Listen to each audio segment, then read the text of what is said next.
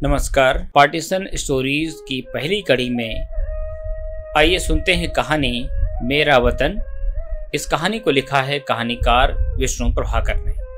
उसने सदा की भांति तहमत लगा लिया था और फैज ओढ़ ली थी। उसका मन कभी कभी साइकिल के ब्रेक की तरह तेजी से झटका देता, परंतु पैर यंत्रवत आगे बढ़ते चले जाते। यद्यपि इसी शक्त प्रयोग के कारण वह बेतरह कांप जाता, पर उसकी गति में तनिक भी अंतर न पड़ता।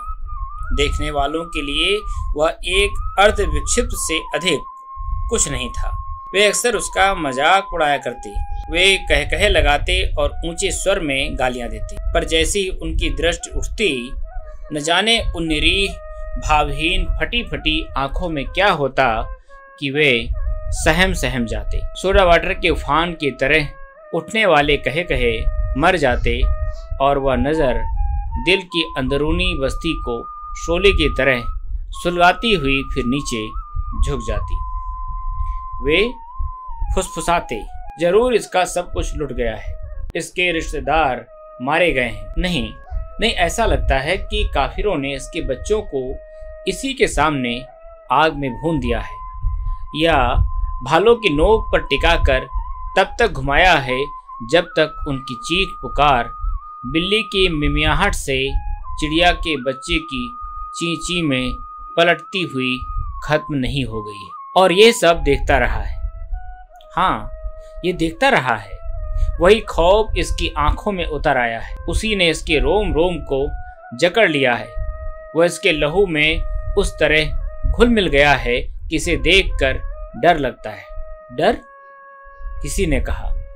इसकी आंखों में मौत की तस्वीर है, वह मौत जो कत्ल, खुरेजी और फांसी का निजाम संभालती है। एक बार राह चलते दर्दमंद ने एक दुकानदार से पूछा, ये कौन है? दुकानदार ने जवाब दिया, मुसीबत जदा है जनाब, अमृतसर में रहता था। काफिरों ने सब कुछ लूट कर इसके बीवी बच्चों को जिंदा आग में जला दिया। जिंदा? राहगीर के मुंह से अचानक निकल गया। दुकानदार हंसा, जनाब किस दुनिया में रहते हैं? वह दिन बीत गए जब आग काफिरों के मुर्दों को जलाती थी, अब तो वह जिंदों को जलाती है। राहगीर ने तब अपनी कड़वी भाषा में काफिरों को वो सुनाई कि दुकानदार ने खुश होकर उसे बैठ जाने के लिए कहा। उसे जाने की जल्दी थी, फिर भी जरा सा बैठकर उसने कहा, कोई बड़ा आदमी जान पड़ता है। जी हाँ, वकील था, हाईकोर्ट का बड़ा वकील, लाखों रुपयों की जायदाद छोड़ आया है। अच्छा जनाब, आदमी आसानी से पागल नहीं होता, चोट लगती है तभी दिल टूटता है, और जब एक बार टूट जाता है तो फिर नहीं जुड़ता। आजकल चारों तरफ यही कहानी है। मेरा घर का मकान नहीं था, लेकिन दुकान में सामान इतना था कि 3 मकान खरीदे जा सकते थे। जी हाँ, राहगीर ने सहानुभूति से भर कर कहा, आप ठीक कहते हैं, पर आपके बाल बच्चे तो सही सलामत आ गए हैं। जी हाँ, खुदा का फजल है, मैंने उन्हें पहले ही भेज दिया था। जो पीछे रह गए थे उनकी न पूछी, रोना आता है, खुदा गारत करे हिंदुस्तान को। राहगीर उठा, उसने बात काट कर इतना ही कहा, देख लेना एक दिन वह गारत होकर रहेगा। खुदा के घर में देर है पर अंधेर नहीं। और वो चला गया।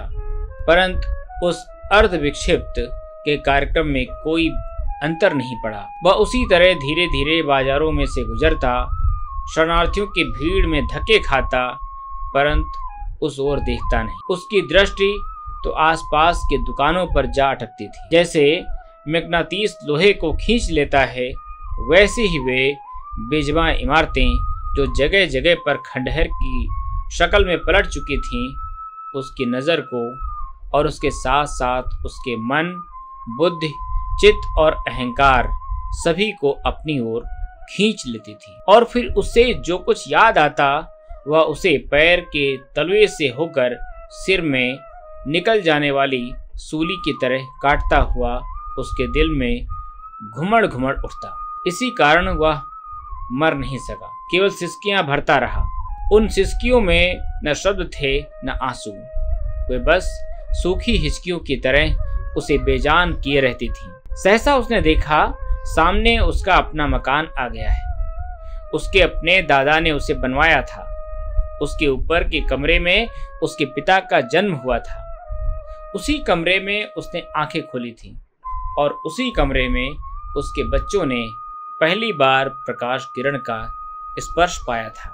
उस मकान के कण कण में उसके जीवन का इतिहास अंकित था। उसे फिर बहुत सी कहानियां याद आने लगी।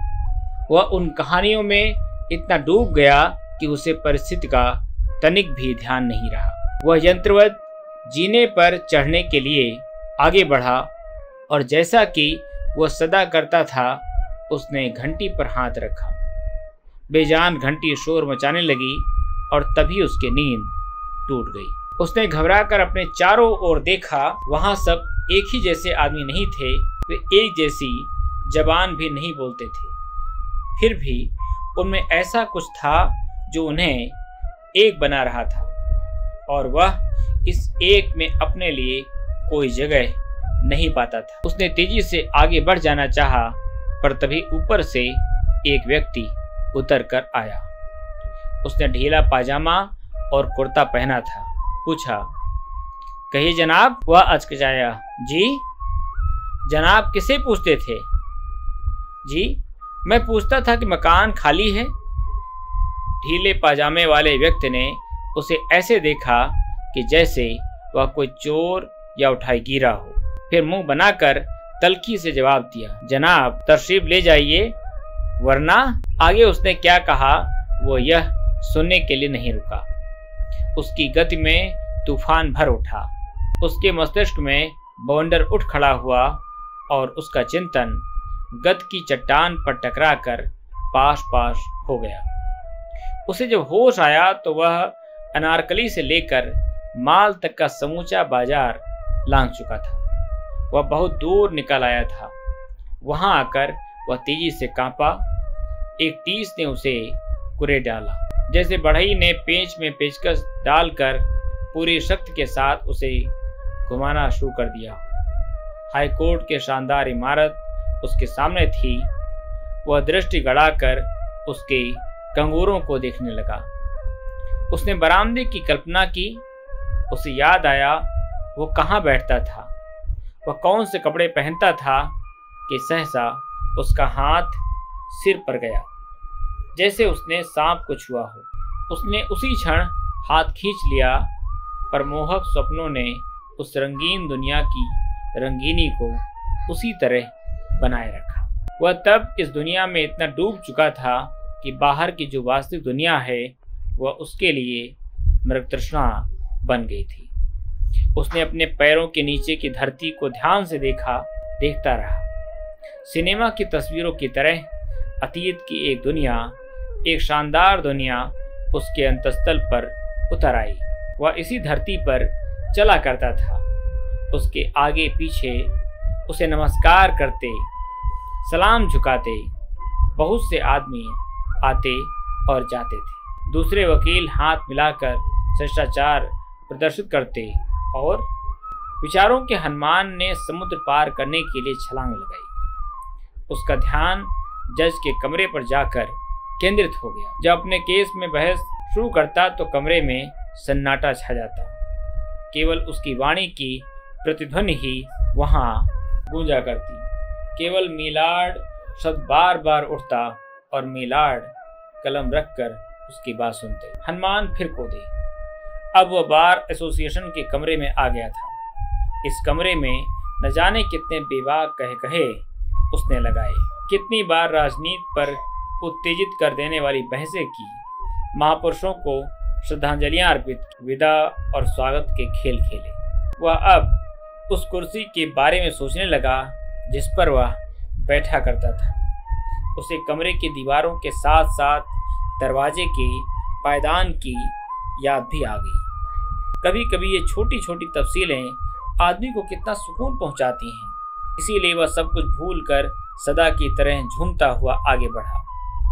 पर तभी जैसे किसी ने उसे कचोट लिया।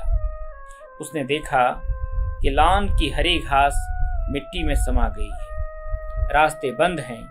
केवल डरावनी आंखों वाले सैनिक मशीन गन संभाले और हेलमेट पहने तैयार खड़े हैं कि कोई आगे बढ़े और वे शूट कर दें। उसने हरी वर्दी वाले होमगार्डों को भी देखा और देखा कि राइफल थामे पठान लोग जब मन में उठता है तब फायर कर देते हैं।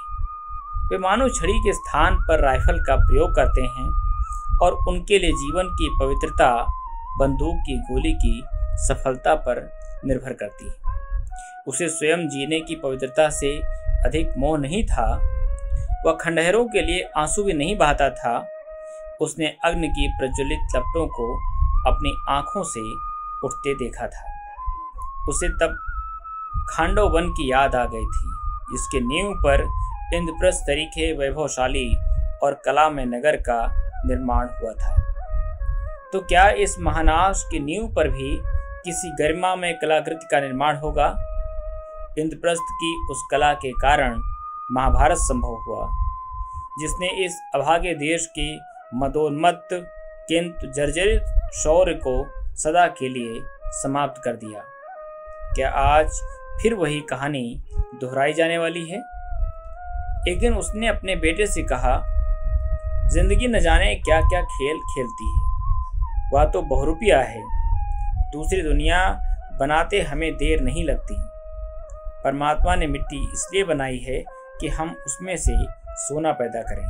बेटा बाप का सच्चा उत्तराधिकारी था। उसने परिवार को एक छोटे से कस्बे में छोड़ा और आप आगे बढ़ गया।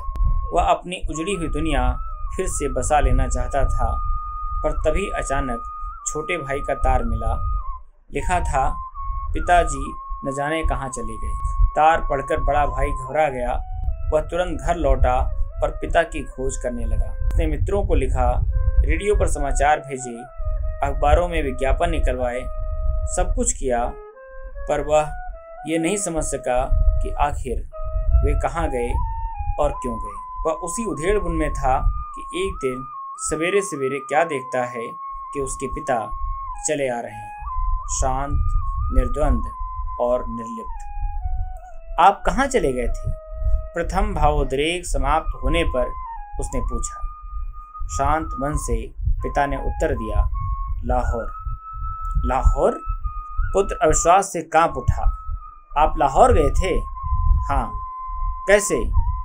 पिता बोले, रेल में बैठकर गया था, रेल में बैठकर आया। पर आप वहां क्यों गए थे?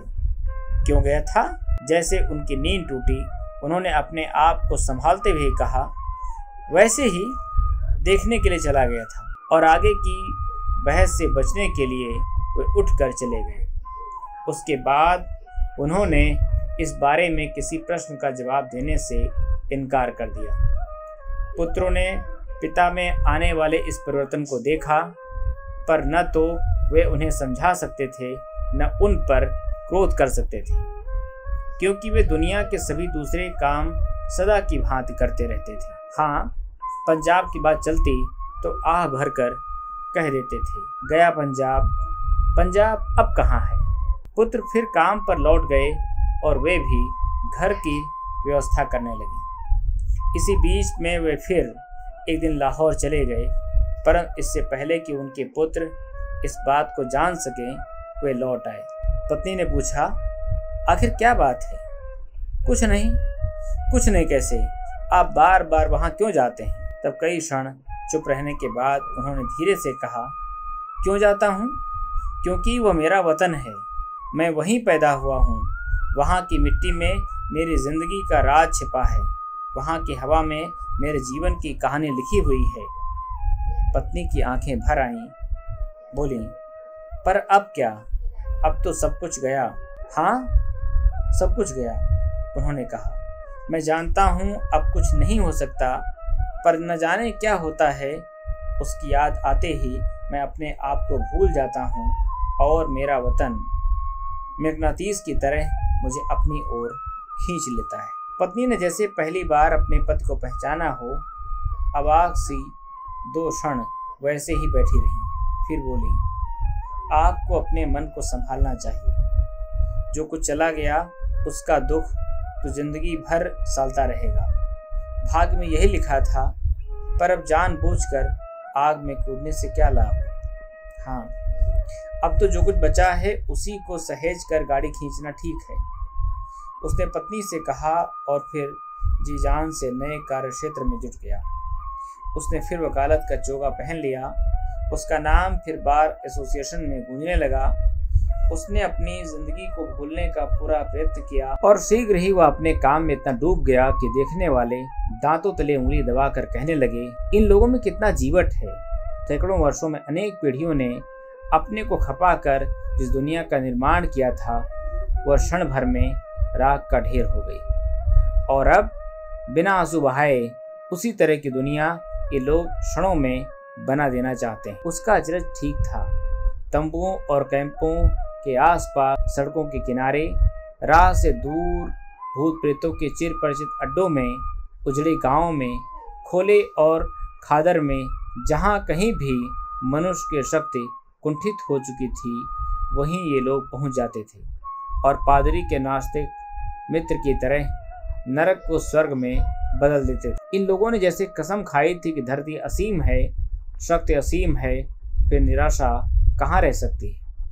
ठीक उसी समय जब उसका बड़ा पुत्र अपनी नई दुकान का मुहूर्त करने वाला था, उसे एक बार फिर छोटे भाई का तार मिला। पिताजी 5 दिन से लापता है। पढ़कर वह क्रुद्ध हो उठा और तार के टुकड़े टुकड़े करके उसने दूर फेंक दिए। चिंचिना कर बोला, वे नहीं मानते तो उन्हें अपने किए का फल भुगतना चाहिए। वे अवश्य लाहौर गए हैं। उसका अनुमान सच था।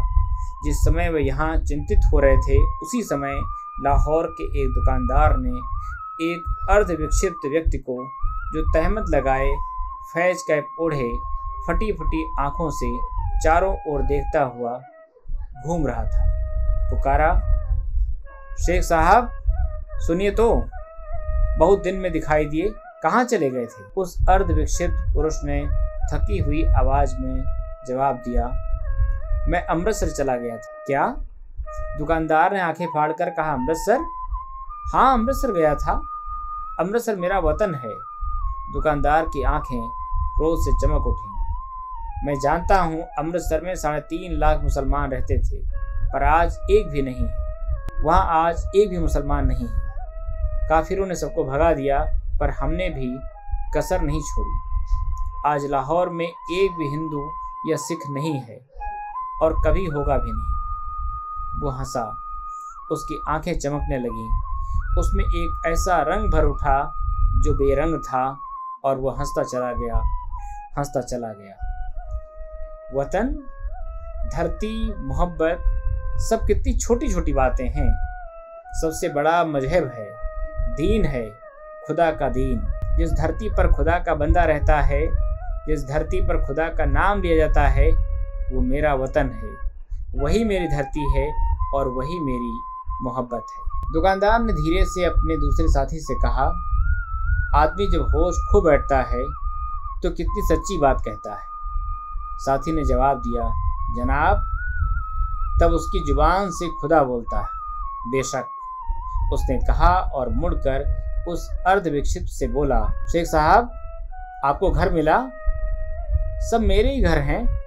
दुकानदार मुस्कुराया, लेकिन शेख साहब जरा बैठिए तो। अमृतसर में किसी ने आपको पहचाना नहीं? वो ठहाका मारकर हंसा। 3 महीने जेल में रहकर लौटा हूँ। सच? हाँ, उसने आंखें मटका कर कहा। तुम जीवट के आदमी हो। और तब दुकानदार ने खुश होकर उसे रोटी और कबाब मंगा कर दिए। लापरवाही से उन्हें पल्ले में बांधकर और एक टुकड़े को चबाता हुआ वो आगे बढ़ गया। दुकानदार ने कहा, अजीब आदमी है। किसी दिन लखपति था, आज फाका मस्त है। खुदा अपने बंदों का खूब इम्तहान लेता है। जन्नत ऐसों को ही मिलता है। जी हाँ, हिम्मत भी खूब है। जानबूझकर आग में जा कूदा। वतन की याद ऐसी ही होती है। उसके साथी ने, जो दिल्ली का रहने वाला था, कहा, अब भी जब मुझे दिल्ली की याद आती है तो दिल भर आता है। उतने कष्ट की कल्पना करना जो दूसरे ने भोगा है असंभव जैसा है। फिर भी यातना की समानता के कारण 2 मित्र व्यक्तियों की संवेदना एक बिंदु पर आकर एक हो जाती है। वो आगे बढ़ रहा था। माल पर भीड़ बढ़ रही थी, कारें भी कम नहीं थीं। अंग्रेज, एंग्लो इंडियन तथा ईसाई नारियां पहले की तरह ही बाजार में देखी जा सकती थी। फिर उसे लगा कि वह माल जो उसने देखी थी ये नहीं है। शरीर अवश्य कुछ वैसा ही है, पर उसकी आत्मा वो नहीं है। लेकिन ये भी उसकी दृष्टि का दोष था। कम से कम जो वहां घूम रहे थे उनका ध्यान आत्मा की ओर नहीं था। एकाएक वह पीछे मुड़ा। उसे रास्ता पूछने की जरूरत नहीं थी। बैल अपनी डगर को पहचानते हैं। उसके पैर भी दृढ़ता से रास्ते पर बढ़ रहे थे और विश्वविद्यालय की आलीशान इमारत एक बार फिर सामने आ रही थी। उसने नुमाइश की ओर एक दृष्टि डाली, फिर बुलनर के एक बुत की तरफ से होकर वह अंदर चला गया। उसे किसी ने नहीं रोका। वह लॉ कॉलेज के सामने निकल आया। उसी क्षण उसका दिल एक गहरी हूक से टीसने लगा। कभी वह इस कॉलेज में पढ़ा करता था। वो कांपा। उसे याद आया उसने इस कॉलेज में पढ़ाया भी है। वह फिर कांपा। हूक फिर उठी। उसकी आंखें भर आईं। उसने मुंह फेर लिया। उसके सामने अब वो रास्ता था जो उसे दयानंद कॉलेज ले जा सकता था। एक दिन पंजाब विश्वविद्यालय दयानंद विश्वविद्यालय कहलाता था। तभी एक भीड़ उसके पास से निकल आई। वे प्रायः सभी शरणार्थी थे, बेघर और बेजर, लेकिन उन्हें देखकर उसका दिल पिघला नहीं, कड़वा हो आया। उसने चीख चीख कर उन्हें गालियां देनी चाहिए, तभी पास से जाने वाले दो व्यक्ति उसे देखकर ठिठक गए। एक ने रुककर उसे ध्यान से देखा। दृष्टि मिली। वह सिहर उठा। सर्दी गहरी हो रही थी और कपड़े कम थे। वह तेजी से आगे बढ़ गया। वह जल्दी से जल्दी कॉलेज कैंप में पहुंच जाना चाहता था। उन दो व्यक्तियों में से एक ने, जिसने उसे पहचाना था, दूसरे से कहा, मैं इसको जानता हूँ। कौन है? हिंदू। साथी अचकचाया। हिंदू? हाँ, हिंदू, लाहौर का एक मशहूर वकील। और कहते कहते उसने ओवरकोट की जेब में से पिस्तौल निकाल लिया। वो आगे बढ़ा। उसने कहा, जरूर ये मुखबिरी करने आया है। उसके बाद गोली चली। एक हल्की सी हलचल, एक साधारण सी खटपट। एक व्यक्ति चलता चलता लड़खड़ाया और गिर पड़ा। पुलिस ने उसे देखकर भी अनदेखा कर दिया, परंतु जो अनेक व्यक्ति कुतूहलवश उस पर झुक आए थे, उनमें से एक ने उसे पहचान लिया। वह हतप्रभ रह गया और यंत्रवत पुकार उठा, मिस्टर पुरी, तुम यहाँ कैसे? मिस्टर पुरी ने आंखें खोली। उसका मुख श्वेत हो गया था और उस पर मौत की छाया मंडरा रही थी। उन्होंने पुकारने वाले को देखा और पहचान लिया। धीरे से कहा, हसन। आंखें फिर मिच गईं। बदहवास हसन ने चिल्लाकर सैनिक से कहा, जल्दी करो, टैक्सी लाओ, मैं अस्पताल चलना है अभी। भीड़ बढ़ती जा रही थी। फौज, पुलिस और होमगार्ड सबने उसे घेर लिया।